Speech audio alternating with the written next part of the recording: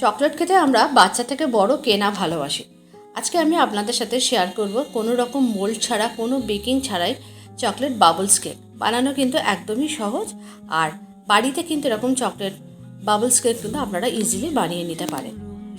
এই chocolate bubbles cake বানানোর জন্য এখানে আপনারা যে কোনো ধরনের চকলেট নিতে পারেন। আমি এখানে একটা ডেয়ারি মিল্ক চকলেটের প্যাকেট নিয়েছি এবং চকলেটটাকে আমি ভালো করে হাত দিয়ে ভেঙে নিয়েছি। নিয়ে একটা কাচের বাটির মধ্যে চকলেটটাকে নিয়ে নিয়েছি। এবারে চকলেটটাকে খুব ভালো করে মেল্ট করে নিতে হবে। প্রথমে হাত দিয়ে ভালো করে ভেঙে নেবেন, তাহলে হয়তো বড় থাকা অবস্থা কিন্তু মেল্ট করতে একটু বেশি সময় লেগে যাবে। হাত দিয়ে প্রথমে তো ভালো করে ভেঙে নিতে হবে। এরপরে এটাকে ডবল বয়েলিং প্রসেসে এটাকে আমি মেল্ট করে নেব। তার জন্য আমি একটা সসপ্যানে বেশ কিছুটা পরিমাণ জল গরম করে নিয়েছি এবং একটা স্টিলের বাটির মধ্যে গরম জলটা দিয়ে তার উপর চকলেটটাকে বসিয়ে রাখবো। এটা অটোমেটিক্যালি মেল্ট হয়ে যাবে। এদিকে আমি 3টে অরিও বিস্কুটের প্যাকেট নিয়েছি। আপনারা যতটা বানাবেন সেই হিসাবে নেবেন। 3টে অরিও বিস্কুটের প্যাকেট নিয়ে ভালো করে বিস্কুটগুলোকে আমি প্যাকেট থেকে বার করে নিয়েছি এবং একটা মিক্সি জারের মধ্যে দিয়ে একদম মিহি ডাস্ট করে নেব। আপনারা যে কোনো ধরনের চকলেট বিস্কুট কিন্তু নিতে পারেন।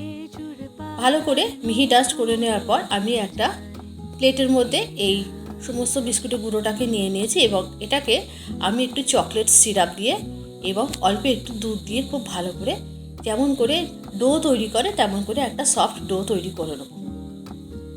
আর আপনারা যদি মনে করেন চকলেট সিরাপের জায়গায় কিন্তু একটু মেল্ট হয়ে যাওয়া চকলেটটা দিয়েও কিন্তু আপনারা এটাকে মাখতে পারেন।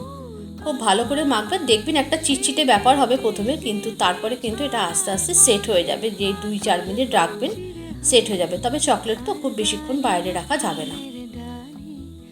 দেখুন এরকম ভালো করে একটা ডো মাখতে হবে, যেটা কিন্তু চিটচিট করবে। তারপরে হাতে একটুখানি বাটার নিয়ে নেবেন বা যে কোনো একটু সাদা তেল নিয়ে নেবেন। নিয়ে তারপরে কিন্তু হাত দিয়ে এরকম ছোটো ছোটো করে গোল গোল করে বল বানিয়ে নেবেন। ছোট বড় যে কোনো সাইজে বলগুলো বানাবেন, এক সাইজে না বানালেও চলবে। এরপরে আমি এখানে একটা বাটার পেপার নিয়েছি বটে, কিন্তু আপনারা বাটার পেপার যদি না নিয়ে আপনারা খুব ভালো হয় যদি এখানে প্লাস্টিকের কোনো রকম একটা শিট নিতে পারেন, তাহলে কিন্তু সেটা অনেক বেশি ভালো হবে। এটাকে ডিমোল্ড করতে সুবিধা হবে। তার উপরে কিন্তু আমি সমস্ত এই বলগুলোকে বসিয়ে দিলাম একটা চকলেটের শেপে। বসিয়ে দেওয়ার পর এর উপরে যে এখানে যে মেল্ট হয়ে যাওয়া চকলেটটা, সেই চকলেটের ওপর দিয়ে দিলাম। আর একটা কথা এখানে বলে দিই, যদি চকলেটটা দেখেন যে একটু শক্ত হয়ে যাচ্ছে, সামান্য একটু দুধ দিয়ে দেবেন। দুধ দিয়ে চকলেটটাকে ভালো করে একটু মেল্ট করে নেবেন।